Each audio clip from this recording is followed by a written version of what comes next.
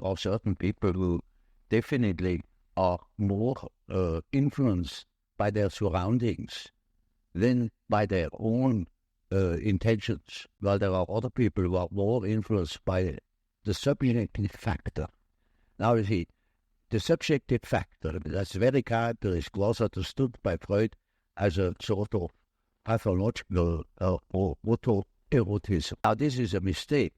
The psyche has two important conditions. The one is the environmental influence, Yes. and the other is the given fact of the psyche as it is born. The psyche is by no means tabula rasa. We have a definite mixture and combination of genes. Yeah. And they are there from the very first moment of our life. And they give a definite character, even to the little child. And that is a subjective factor, looked at from the outside. Now, if you look at it from the inside, then it is just so as if you would observe the world. When you observe the world, you see people, you see houses, you see the sky, you see tangible objects. But when you observe yourself within, you see growing images, a world of images, generally known as fantasies. Yet these fantasies are fact. It is a fact that a man has such and such a fantasy. And it is such a tangible fact, for instance, that when a man has a certain fantasy, another man may lose his life. Or a bridge is built. These houses were all fantasies. Everything you do here, all of the houses, everything was fantasy to begin with. And the fantasy has a proper reality that is not to be forgotten. Fantasy is not nothing. It is, of course, not a tangible object, but it is a fact nevertheless.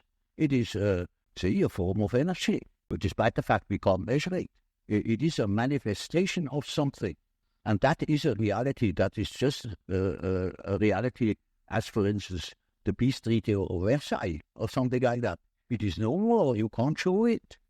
But it has been a fact. And so the psychical events are facts, are realities. And when you observe the stream of images within, you observe an aspect of the world within. Because the psyche, if you understand it as a phenomenon that takes place in so-called living bodies, then it is a quality of matter. As our body consists of matter, we discovered that this matter has another aspect, namely a psychic aspect. So it is simply the world from within, seen from within.